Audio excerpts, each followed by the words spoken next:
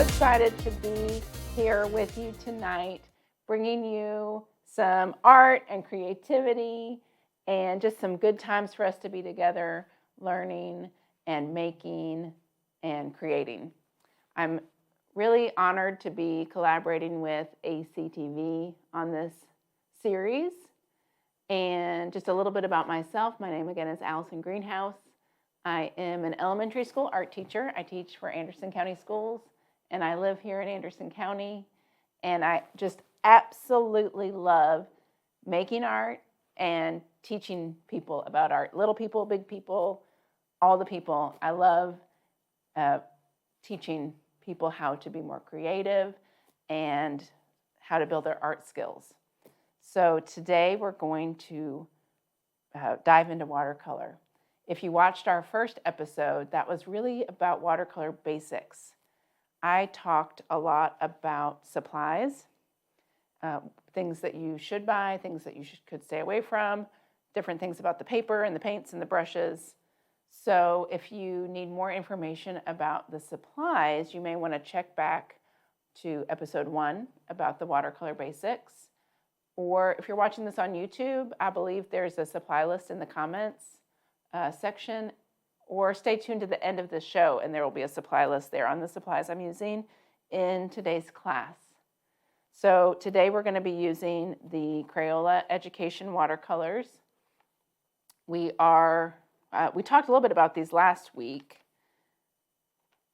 and I talked about the difference between the education watercolors and the washable watercolors. I am not a big fan of these washable ones. The pigment is just not very good. This is what you can get at Walmart. They're not my favorite. If you can find these washables, they're really great. Another brand that are student grade brand like this that I know are carried at Hobby Lobby is Prang. Prang makes a really good student quality watercolor. Again, I'm going to be using my Princeton Snap brushes. You always want to use a round brush. Well, that's not true. Sometimes I use this flat brush for like a wash, but I really would use the flat brush more for acrylic, which we'll do another day. I love these Princeton Snap brushes.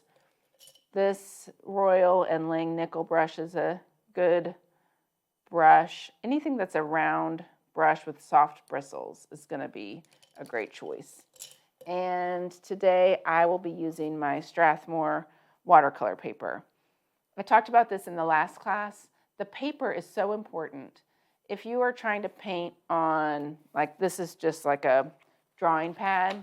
If you're trying to paint on drawing paper or construction paper or copy paper or cardstock, you're just not going to see that magic blending of the colors that you get from a true watercolor paper. True watercolor paper has like a tooth to it. It has like a texture, and that really helps with the watercolor. So you'll see a difference if you try to paint on different types of paper. Okay, so we're going to play around today with some different ideas, some compositions. I'm going to start with this one. I love this one. I made this one last weekend, and it is just really fun, super easy. You could do this even on a smaller scale and turn it into a card and mail it to somebody. I have cut my watercolor paper in half. So I keep one of these on hand. It's like a little paper slicer, and I just cut it in half. I don't know why, it's just less stressful when I'm using a half sheet. I could be using a whole sheet, and if I mess up, I'm like, it's such a waste. But if I'm just using a half sheet, it's easier. So that's a tip for you, is cut it in half. You could even fold that in half and turn that into a card. That's a good idea. Okay, so we're going to make this like a little floral composition. Super easy, very forgiving, a great beginner composition. I am going to choose I think I'll use this Rolling Nickel. It's a size 9 round brush, and I'm using my Crayola watercolors. These are already wet, but if you need to wet them, you can always use a spray bottle to wet them down. And I'm going to start with wet on wet circles. In the last class, I talked about the wet on dry technique and the wet on wet technique. The wet on dry is when I just take my paint and paint it right on the paper. And the paint really doesn't move at all once it's on there. So that's the wet on dry paper, wet brush. Wet on wet, this is when the magic happens. When I paint a circle with just the wet water, and then I just lay the paint in there. Oh, I love this part. It's so cool. I'm going to stick with a warm color scheme for my flowers. And I'm not actually making flowers. Right now I'm just making interesting dots. And I'm just going to put some interesting dots on there. And you could play around with this, and you could do some wet on wet circles. I've got some paint on my brush now, so I'm just going to paint another one up here. You could do some wet on wet. You could do some wet on dry. You could try some different color combinations. Just like the last class, we're just going to play here. I'm going to do some different size circles. And again, I'm just going to stick with the warm colors, which are going to be reds, oranges, and yellows. Maybe a little bit of this pink. Let's see what happens if I lay a little bit of this pink in there. Now, oh yeah, I like that. I don't want any of this to run. And if it starts to get too wet, you can always take up some with the paper towel. If you think things are going to start bleeding or running.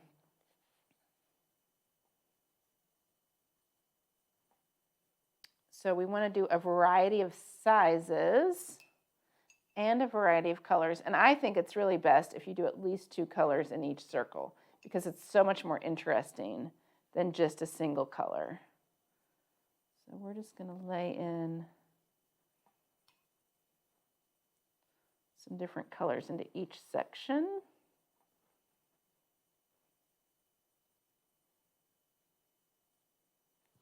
Don't tell my students, but sometimes in my paint palette at my personal house, my personal paint palette at my house, I don't always rinse my brush between my colors.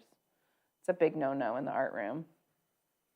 Sometimes I will go straight into a new color without rinsing. Shh, don't tell.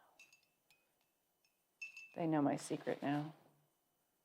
It's different when you're using your own personal palette versus when you're sharing with your classmates. You got to be respectful and not mix up all the colors in the tray.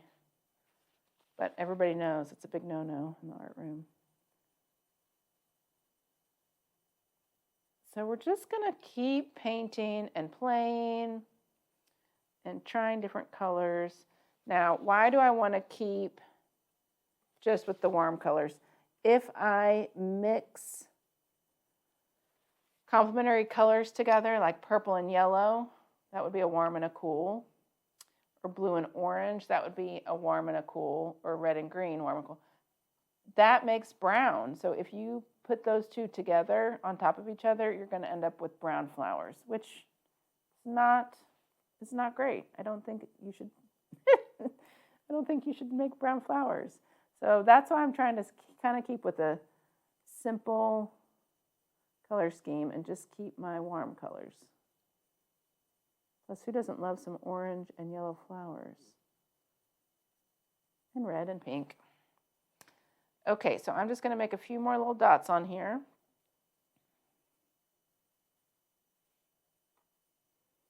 Again, you can do wet on wet, you can do wet on dry.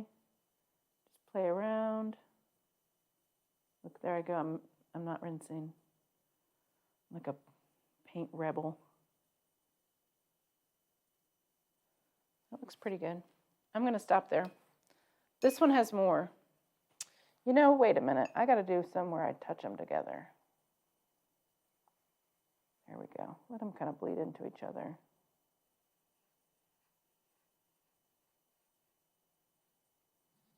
There's no wrong or right or wrong answer here.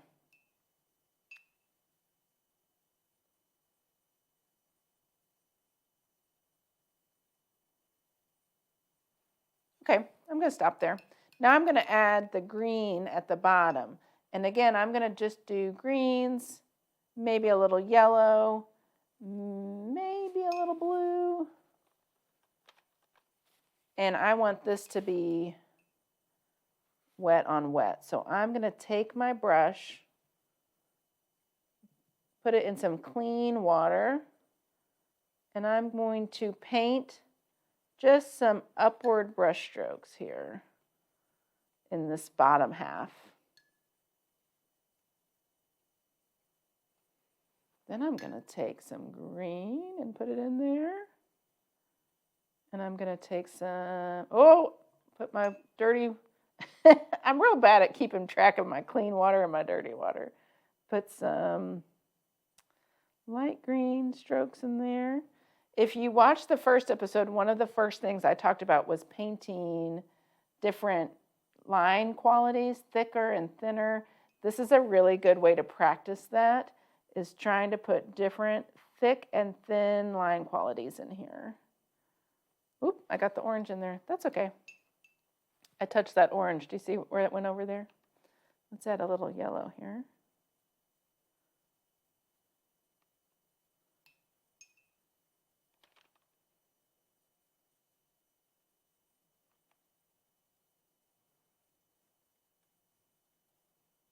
I like how that's looking so far. Okay, now this is going to be really fun. This is the technique that my students really love. We're going to add some salt into this now. And I brought my favorite salt shaker. This is my llama. My sister-in-law gave me this for Christmas one year. There's a gray llama. That one's the salt. No, the gray llama is the pepper. This one's the salt. Okay, so we're going to put a little salt in my hand and sprinkle it right into the wet paper, right into the wet paint. That is going to make some really interesting, crystally looking shapes in the paint when it dries. The salt does not stay in the paint. Once everything's dry, you just take it over to the trash can and brush the salt off. But it makes for such a cool, interesting look to your end product. And you can sprinkle salt all over your flowers. You could put it all over your stems and your grass. Just put salt everywhere. I have used like thicker sea salt, and that makes for a kind of a different crystally look. And it's really cool too. Actually, that was a mistake. One time I brought the wrong salt to school, and I was like, well, we have these giant coarse sea salt. Let's give it a try. And it did make a really cool look. So whatever salt you've got, just sprinkle it all on there. Now this has to dry, but I made extras, so we've got some other ones here. I'm going to set that one to the side. Let's see. This one still has some salt on it. So you would just rub all this salt off and put it in the trash can. This one I've already rubbed all the salt off of. And you can see how cool is that, those designs that happen in the watercolor, because the salt absorbs the paint and it makes these really interesting crystally looking shapes in your paint. This is part of that awesome magic of the watercolor, which I absolutely love, because you just really don't know what's going to happen. And so you just kind of, as an artist, you have to let go of the control and just kind of let it happen. So that is pretty neat. Now we're going to talk about adding lines with markers to the tops of all of this. I have some different markers here. I've got some some Tombow markers. This is a dual tip. I really like the bullet tip end of this. It makes a nice line. It's a little bit thicker than like a flare pen or a fine tip Sharpie. And then the other end is a brush pen, which makes a thick line. But this is water soluble. So if you're planning to add any more water on top of this when you're done, you probably don't want to use this because it's going to bleed. You could use a Sharpie if you don't want it to bleed. Oh, but this is interesting. Okay, there's different Sharpie pens, right? I didn't realize this. I thought all the skinny Sharpies were permanent, but this one is permanent. When you paint over it, nothing's going to happen. It stays put. This one is more like a flare pen. Yeah, it does. It bleeds. So I thought all Sharpies were permanent, but apparently they're not. So you got to be careful and choose the right thing. Then in the last class, we looked at some different abstract marks. I made a couple of pages for us to take a look at here. And you can look online. You can, Zentangles are really popular, and you can look up Zentangle patterns or just any kind of pattern designs to get inspiration. I just like to practice different pages like this. And then that way when I'm making a composition, I kind of have something to look back at and say, oh, I like this line, or I like the way these leaves look, so I'm going to add those to this composition. So now we're going to use our black Sharpie. You could use a black flare pen. You could really use anything as long as you know whether or not you're going to wet over it again or not. And I'm going to just start making, let's see, I liked the way that one worked. Yeah, that's a nice thick. This is like a brush tip. Look at that. Forgot I had that one. And so I'm just going to start designing some different flowers, thinking about all different kinds of lines and all different kinds of, petals. Make some different marks in here, whatever you want to make. And then maybe they come down like this. And some of these have leaves. This is when taking the time to practice something like this, like maybe you're like sitting at your daughter's gymnastics or something. Take a little sketchbook with you while you're waiting and just draw, spend some time doodling, or, you're listening to your podcast or you've got the news on or something. Just, spend a few minutes every day. You're going to build your skills. You're going to be more creative if you spend time every day making marks, trying out different things. It doesn't have to be messy. It can be a quick 10-minute practice. But, the more time you spend on it, you're going to build that muscle memory. You're going to be more creative. And then when you start to work, this one's dried out. When you start to work on a composition, you feel a lot more confident in your mark making and how you can add line to things.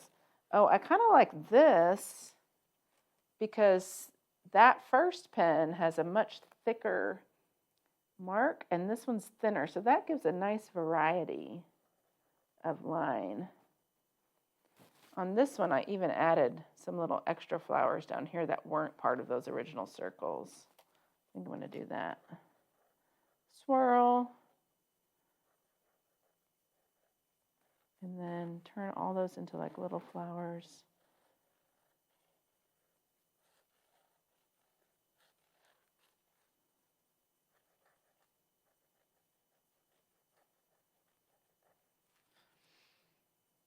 I like the line of this Sharpie a lot, but I want to do, of course, some balance. I want this to be balanced, so I need to make sure that I include some thin and thick lines.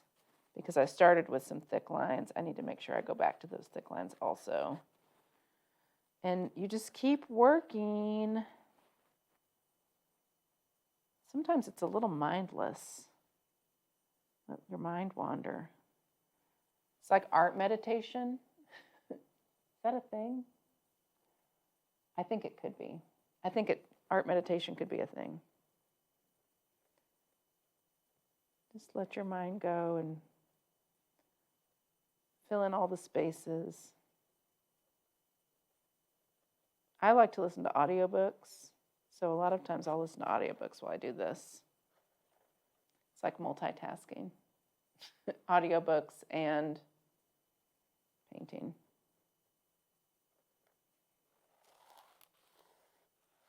Oh, there's a really big leaf for a really small flower. I better give this one some big petals because I made a really big leaf for it. Oh, that turned out cute. It's got white petals. That was unexpected. So you just keep working, keep adding, playing with different lines. I love this one, how these are so close together. See how those lines are really close together? No right or wrong answer. These are cute too, those little, oh, I like to make my leaves. Sometimes I do these little leaves that are like hearts, where it's just like a heart, and then another heart, and then another heart.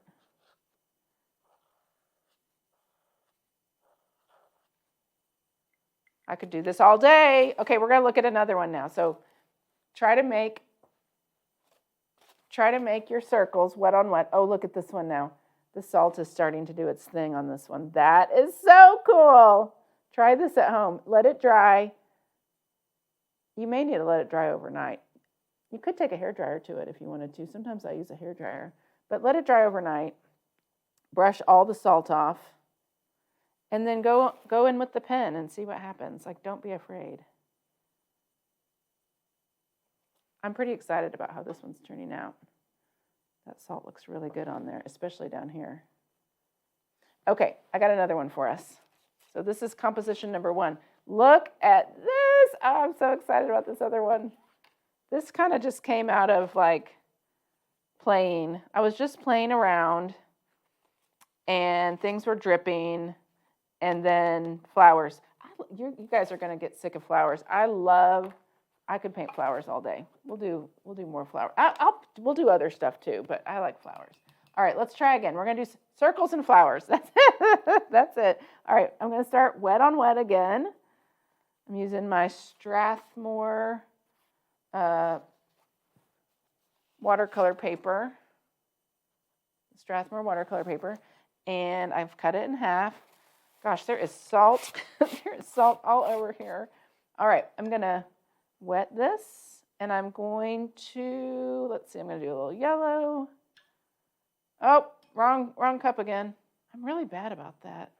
Just don't pay attention. I just rinse wherever. Little blue, little green, and then I'm going to let it run, which is like the kids. If you're doing this with kids, they're going to love this one. And sometimes I got to get it started by touching it right there. But then you just let it run. Drip, drip, drip. That's my first one. That's its little stem. There I went again, wrong cup. Okay, now I'm going to do another one, wet on wet.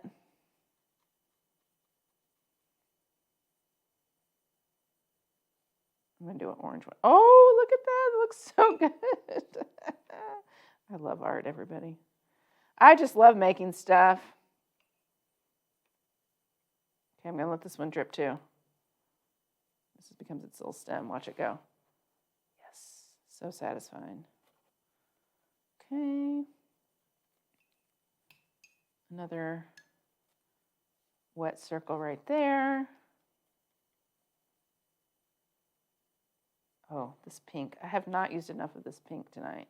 That is so pretty. And then I love it with this teal. Oh, it makes like a really pretty purple. Okay, and then I'm going to let it drip. A couple more. I'm going to try to do one like mixed with this. Let's see what happens if I do that. I'm going to try and get it to run over here. Oh, but some of it's going to run down there. That's cool.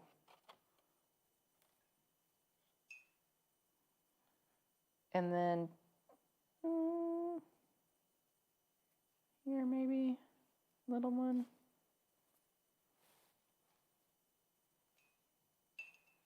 Maybe some more yellow. Can't go wrong with too much yellow. And orange. Let it drip. Yeah, this is looking cool. It's going to make a mess on the back, but that's okay. I like messes. There we go. Let's mix one in here. I haven't used this light blue yet.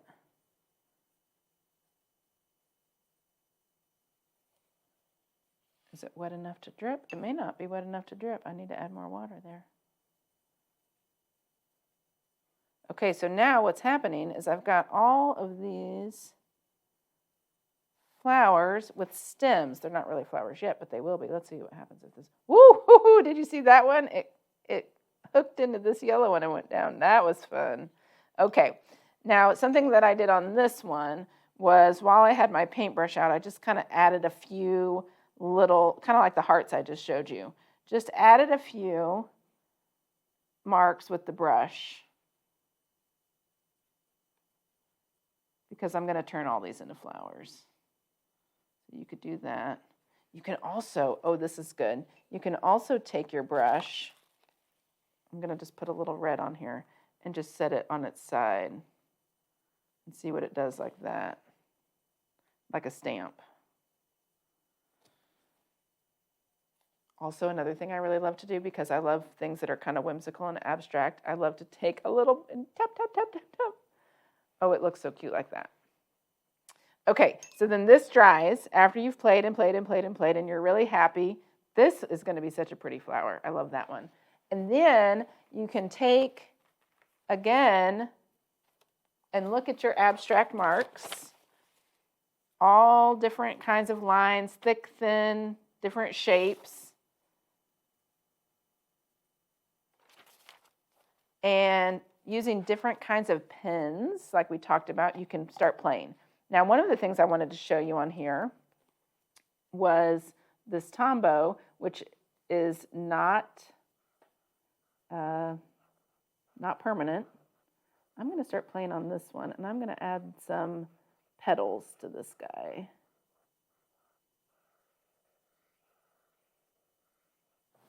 Then I can add some water. And you can do this with Crayola. Any Crayola marker will do this. Watch that. That's so cool.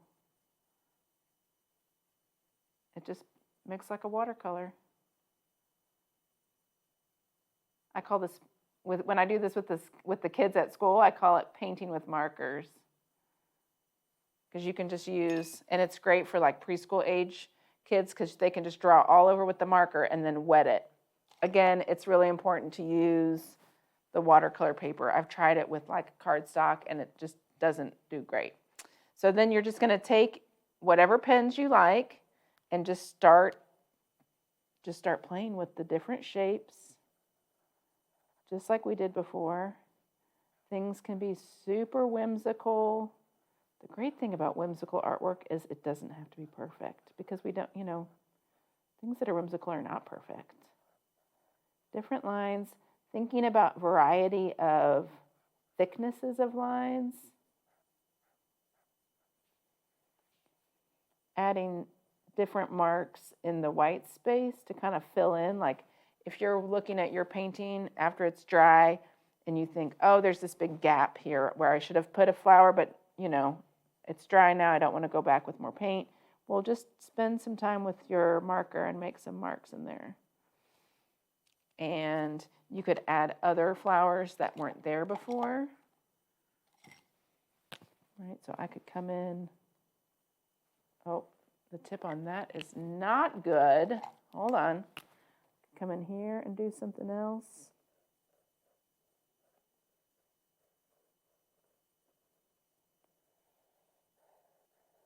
I could go around all of these.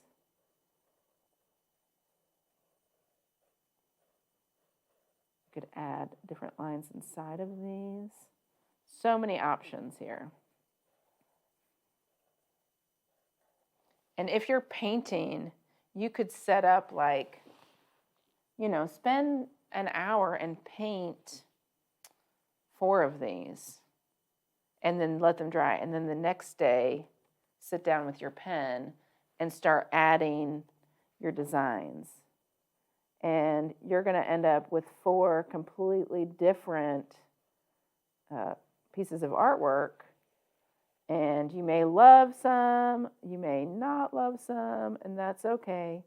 Here's what I suggest though, and I love to do this with my own work. Take pictures of it and start saving your photographs like in a file, or, you know, keep everything together. And then when you scroll through the pictures over the months of practicing, you will see the growth in your work, because you'll look back and be like, oh, my first one was not great. And then 2 months later, oh, my line quality is getting so much better.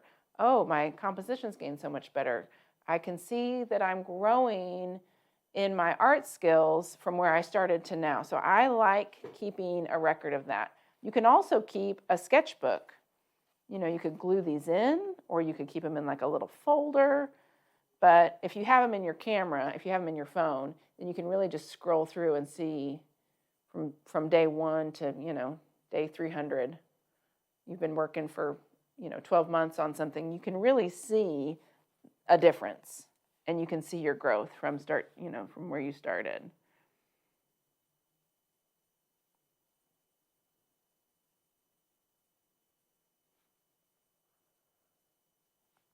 There, look at that. That looks cool. I like overlapping. I really like overlapping things. See how that overlapped? That, it's very whimsical.